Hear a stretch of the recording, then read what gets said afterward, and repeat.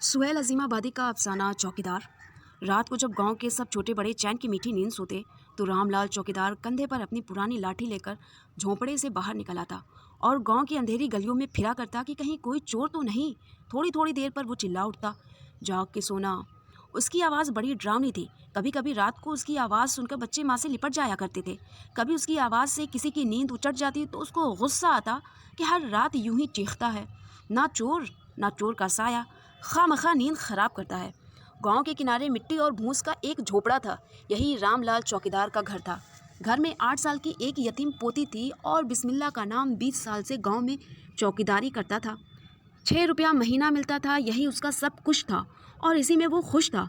पोती से उसको बहुत मोहब्बत थी, लेकिन जब उसकी गश्ती का वक्त आता था तो वो उसको झोपड़ी में अकेला छोड़कर गश्त करने के लिए चला जाता। लड़की अकेले डरती थी, लेकिन वो अपने फ़र्ज़ को ना भूलता। पानी बरसे या तूफान आए, क्या मजाल कि रामलाल गश्त ना करे। कभी कभी लोग उसको समझाया करते कि रात भर फिरने की क्या ज़रूरत है, 1-2 बार फिर कर देख लो। लेकिन रामलाल जवाब देता, मुझे तनख्वाह इसी की मिलती है। 20 साल की मुद्दत में कभी भी ऐसा ना हुआ कि रामलाल ने गांव में गश्त ना लगाई हो। कड़ाके के जाड़े में भी वो बिस्तर को छोड़कर ठंडी हवा में ठुठरा करता था, लेकिन अपने फ़र्ज़ को कभी ना भूलता। आसपास के चोरों को रामलाल के नाम से नफरत थी। सब के सब उसके दुश्मन थे। 2-3 मरतबा 2-4 ने मिलकर उस पर हमला किया, लेकिन रामलाल खुद ताकतवर था। कुछ देर तक उनका मुकाबला करता रहा, फिर लोगों को मदद के लिए बुलाया और चोर उसको मार भी ना सके। सब के सब मरने की दुआएं मांगा करते थे, लेकिन उस गांव की तरफ मुंह ना करते। गांव के जमींदार राम नारायण बाबू के बड़े बेटे रामचंद्र बाबू डिप्टी मजिस्ट्रेट हुए। रामलाल को बड़ी खुशी थी कि उसके ज़मींदार के बेटे डिप्टी हो गए। अब उसकी हालत ये थी कि वो सर उठाकर चलता था। जब थाने में हाजिरी देने को जाता था तो दूसरे चौकीदारों से खुद को बड़ा समझता, क्योंकि उसके ज़मींदार के बेटे डिप्टी थे और दूसरों के नहीं। वो निहायत ही फ़ख्र के साथ लोगों से कहा करता, डिप्टी साहब तो मेरे गोद के खेले हुए हैं, अब मैं दफ़ादार ज़रूर हो जाऊंगा। दूसरे चौकीदार उसकी बातों को सुनते और एक सांस लेकर रह जाते थे। सबको यकीन था कि रामलाल ज़रूर दफ़ादार हो जाएगा।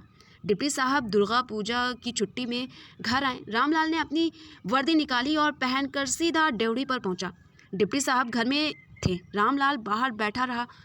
उसकी खुशी का अंदाज़ा करना मुश्किल था। उसका दिल धक धक कर रहा था। वो सोच रहा था कि डिप्टी साहब आएंगे, मैं उनको इस तरह सलाम करूंगा, वो मुस्कुरा कर जवाब देंगे और पूछेंगे तू कैसा है।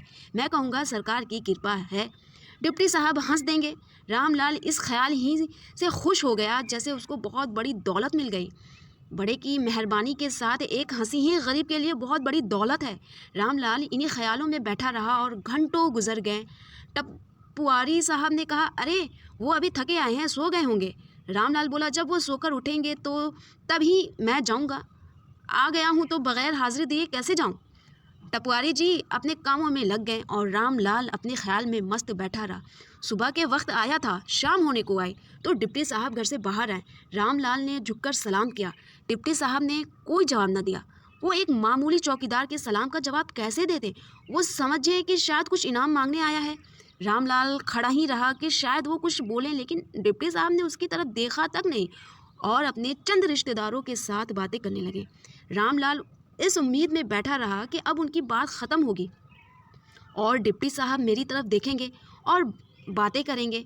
डिप्टी साहब दूसरों से बातें कर रहे थे, लेकिन रामलाल खुशी में ये समझ रहा था कि डिप्टी साहब उसी से बातें कर रहे हैं। जब उनके रिश्तेदार चले गए तो डिप्टी साहब उठे और बाहर आए। रामलाल ने फिर झुककर सलाम किया। अब डिप्टी साहब खड़े हो गए और रामलाल उनके होठ को देखने लगा कि अब हिले। डिप्टी साहब ने बड़े सूखे तौर से कहा, क्या मांगता है। रामलाल का दिल बैठ गया। वो खुश होकर बोला, हुजूर हाजिरी देने आए थे। डिप्टी साहब बोले, देख लिया तू जिंदा है, जाओ अब। रामलाल सलाम करके सर झुकाए वापस चला आया। उसको ऐसा मालूम हुआ जैसे किसी ने उसके दिल ने छुरी भोंक दी। उसको वो वक्त याद आया जब रामचंद्र बाबू उससे कहा करते थे, रामलाल तोता का बच्चा ला दो, और कहते थे जब हम डिप्टी होंगे तो तुमको अपना चपरासी बनाएंगे।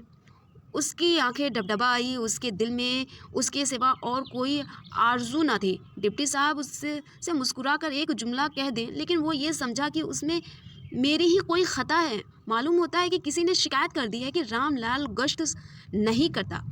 इसी वजह से डिप्टी साहब खफा हो गए। रात हुई, सब लोग सो गए। रामलाल अपने घर से लाठी लेकर निकला और गश्त लगाने चला गया। उसको इकलौती पोती की तबीयत खराब थी उसकी एकलौती पोती की तबीयत खराब थी। रामलाल दिन भर गायब रहा और भूख से रोती रही थी, मगर रामलाल को उसकी बीमारी का ख्याल ना हुआ। घर से निकल पड़ा। गांव में पहुंचकर एक कड़क कर उसने ज़ोर से आवाज़ दी, जाग के सोना, और आगे बढ़ गया। थोड़ी दूर जाकर फिर आवाज़ दी और आगे बढ़ गया। इसी तरह आवाज़ देता गांव का गश्त लगाकर वापस आया। 1 घंटा बाद फिर निकल खड़ा हुआ और सारे गांव का चक्कर काट कर वापस आया और इसी तरह रात भर चक्कर लगाता रहा। वो समझ रहा था कि अब डिप्टी साहब ज़रूर खुश हो जाएंगे। अगर किसी ने शिकायत कर दी होगी तो उनका गुस्सा ख़त्म हो जाएगा। इसी तरह के दिल खुश करने वाले ख्याल में मगन होकर सो रहा। सुबह हुई, उठा, मुंह हाथ धोकर बैठा ही था कि ज़मींदार का पायदा आया और बोला, तुम्हें डिप्टी साहब बुलाते हैं। रामलाल खुश था। रामलाल खुश होकर उठ खड़ा हुआ। उसको बड़ी खुशी थी कि आखिर डिप्टी साहब ने बुलाया है, रात को पहरा दिया है। उससे वो खुश हो गए। ज़रूर किसी ने शिकायत की थी, इसीलिए रंज थे। रामलाल झोपड़े के अंदर गया और अपनी फटी हुई पगड़ी सर में लपेट ली। हाथ में लाठी लेकर पायदा के साथ चल पड़ा। ज़मींदार के बंगला पर आया तो डिप्टी साहब सामने ही कुर्सी पर बैठे हुए थे। रामलाल ने बारी बारी सबको झुक झुक कर सलाम किया। डिप्टी साहब ने देखते ही गरज कर कहा, तुम बूढ़ा हो गया मगर बिल्कुल गधा है। रात भर काहे को चिल्लाता फिरता है? कोई डाका वाला थोड़ा ही बैठा है। रामलाल बोला, सरकार हम तो रोज़ पहरा देते हैं। डिप्टी साहब ने डांट कर कहा, हाँ पहरा देता है, पागल कहीं का, रात को सोने नहीं देता।